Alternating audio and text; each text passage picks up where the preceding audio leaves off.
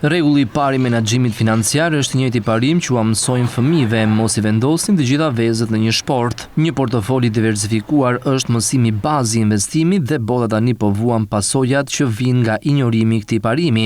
Lufta me Iranin ka treguar se sa e dëmshme është mbështetja e tepërt te nafta dhe gazi, si ekonomikisht ashtu edhe ushtarakisht. Bllokimi I qarkullimit të këtyre lëndëve djegëse fosile përmes një rruge të ngushtë ujore siç është ngushtica e Hormuzit I ka lejuar një shteti të shkaktojë dëme serioze në ekonomitë kombëtare dhe xhepat e individëve.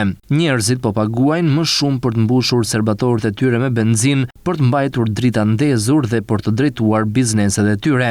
Në pjesën më të madhe të historisë moderne, varësia e botës nga lëndët djegëse fosile ishte krejtësisht e kuptueshme, pasi ato ishin të pazvendësueshme. Qymyri dhe nafta I dhan jetë revolucionit industrial dhe prosperitetit modern që ai solli, duke prodhuar rritje rekord në standardet e jetesës. Për të arritur këto përfitime, qeveritë pranuan kostot e tmerrshme shëndetësore që vijnë nga lëndët djegëse fosile dhe për të gjitha qëllimet praktike ne nuk kishim zgjidhje ekonomike, por sot kemi. Fal përparimeve të mëdha në teknologjinë diellore dhe të erës, energjia e pastër tani prodhon energji elektrike më pak të kushtueshme se lëndët djegëse fosile në pothuajse çdo pjesë të botës. Përveç kësaj, përparimet e shpejta në teknologjinë e baterive po lejojnë që energjia e pastër të përdoret edhe kur dielli është I mbuluar nga ret apo kur nuk fryn era. Si rezultat, energjia e erës dhe e diellit tani gjenerojnë rreth 14% e energjisë elektrike në botë, nga më pak se 1% në fillim të shekullit dhe kjo shifër po vazhdon të rritet.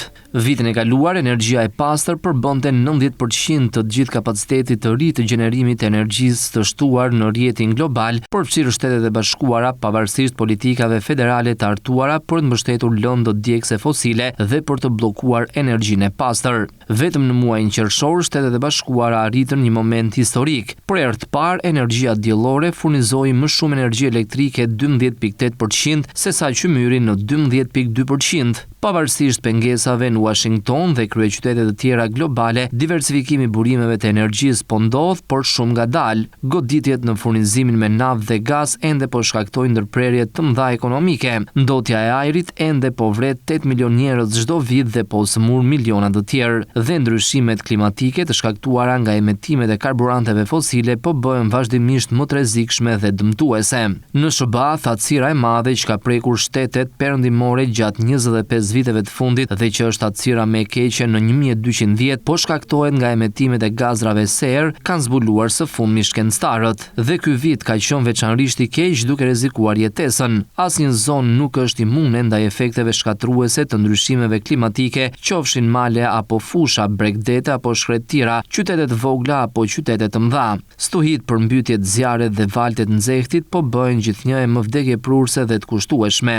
Lajmi I mirë është se ne mund ta mbrojmë më mirë veten nga këto dëme duke hequr pengesat drejt diversifikimit. Për shembull, krijimi I partneriteteve publike e private mund të ndihmojë në uljen e kostove fillestare të energjisë së pastër. Investimi në rrjete moderne dhe më të ndërlidhura mund të ndihmojë në eliminimin e problemit të ndërprerjes dhe në uljen e mëtejshme të kostove për konsumatorët. Ndërprerja e politikave dhe subvencioneve që I çojnë artificialisht tregje drejt lëndëve djegëse fosile mund ta vendosë energjinë e pastër në një pozicion më të barabartë. Për të ndihmuar në ofrimin e këtyre përfitimeve, Bloomberg Philanthropies po nis një përpjekje të re për të mbështetur industrinë e energjisë së pastër të përqendruar në vendet në zhvillim ku nevojat për energji po rriten më shpejt. Gjatë 15 viteve të fundit, më shumë se 70% e termocentraleve të qymyrit në SBA janë mbyllur, kanë plane për të mbyllur ose po kalojnë në energji të pastër, së bashku me 60% atyre të Europës. 28 vende ose e kanë hequr plotësisht qymyrin si alternativë për të prodhuar energji ose janë zotuar ta bëjnë këtë. Jo shumë larg, kjo do të kishte qenë e paimagjinueshme. Të ecësh më shpejt drejt zhvillimit të opsioneve më të lira dhe më të pastra të energjisë do ndihmojë në përmirësimin e shëndetit ton, do të na mbajë larg luftrave, do të ulë faturat e energjisë, do të krijojë vende pune me paga të mira dhe do të mbrojë publikun nga goditjet e dhimbshme ekonomike duke përfshirë inflacionin, humbjen e vendeve të punës dhe mbylljen e fabrikave që kanë ardhur me mungesa periodike të naftës që datojnë që nga embargoja e naftës luftës së OPEC-ut në vitin 1973. Kriza energjitike e shkaktuar nga lufta e Iranit duhet t'i nxjisë kombet të diversifikojnë portofolit e tyre të energjisë me alternativa më të pastra përfshirë energjinë bërthamore. Java e veprimit klimatik në Londër është një shans i mirë për të siguruar mbështetje dhe ndërgjegjësi më të madh për sfidën dhe përfitimet e arritjes së këtij qëllimi.